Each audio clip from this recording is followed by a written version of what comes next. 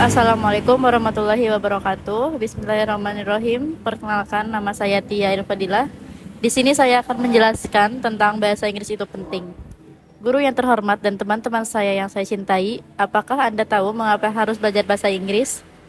Dengan menggunakan bahasa Indonesia atau bahkan bahasa Jawa, kita dapat berkomunikasi dengan orang lain.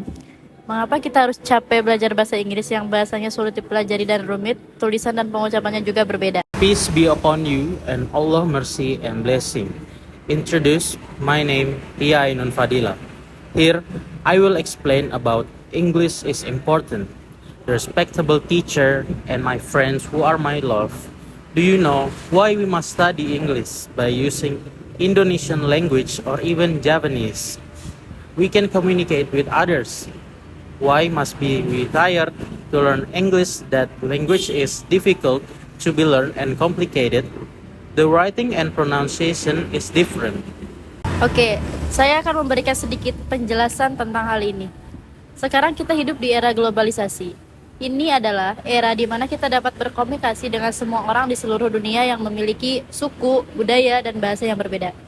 Untuk melakukan ini, kita membutuhkan alat komunikasi yang dapat kita gunakan untuk berkomunikasi dengan semua orang di seluruh dunia, yaitu bahasa Inggris. Okay, I will give you a little explanation about this. Now, we are living in globalization era. It is an era in which we can communicate with everyone around the world that has a different tribe, culture, and language. To do this, we need a communication tool that we can use to communicate with everyone around the world. That is English. Kemudian, mengapa harus bahasa Inggris, bukan bahasa Arab, Belanda, atau Jawa?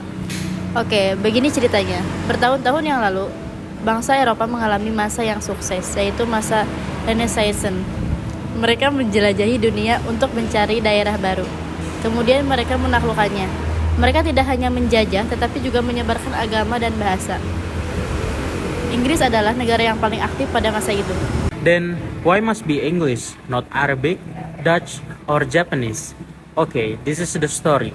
Many years ago, Europeans underwent a successful era.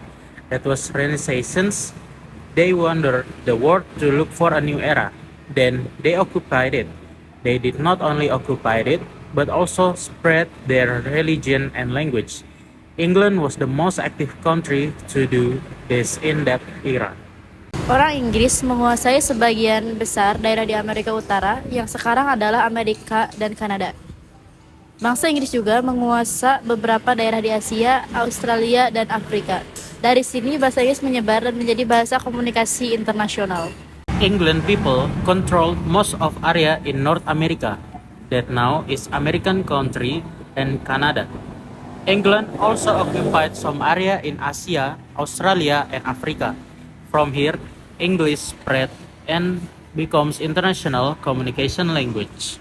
Sekarang, apa yang terjadi jika kita tidak menguasai bahasa Inggris? Kita akan ketinggalan zaman, dan kita akan seperti kata dalam tempurung. Selain itu, kebanyakan peralatan menggunakan bahasa Inggris sebagai media untuk memberikan instruksi seperti komputer, HP, dan televisi. Jika kita tidak paham bahasa Inggris, kita tidak dapat memahami instruksi peralatan tersebut. Oleh karena itu, kita perlu mempelajari bahasa Inggris supaya tidak ketinggalan zaman dan meraih masa depan yang lebih baik. Kita perlu belajar lebih keras untuk meraih sukses dalam bahasa Inggris. Now, what will occur if we cannot master English? We will be left by the era, and we will be conservative, or nggak gaul, like a frog in the piece of coconut shell. In addition, most of equipment use English as media to give instruction, such as computer, mobile phone, and television. If we don't know about English, we will not be able to understand the instruction of the equipment. We will appear as a stupid person for that reason. We need to learn English in order to be left by the era and to reach better future. We need to study hard to get success in learning English. It is because English is not easy, but not difficult if we want to strive. Baiklah saudara-saudara, saya kira pidato saya di depan cukup. Saya minta maaf jika ada kesalahan ketika saya menyampaikan pidato saya yang tidak sebagus yang Anda harapkan. Terima kasih atas perhatiannya. Sampai jumpa dan semoga Allah memberikan berkah kepada kita selamanya. Amin. Wassalamualaikum warahmatullahi wabarakatuh. Well, ladies and gentlemen, I think my speech in front of you is enough. I beg your pardon if there are many faults when I deliver my speech that is not good as your hope. Thanks for your attention. See you next time and may Allah bless you as internal. Amin. Wassalamualaikum warahmatullahi wabarakatuh.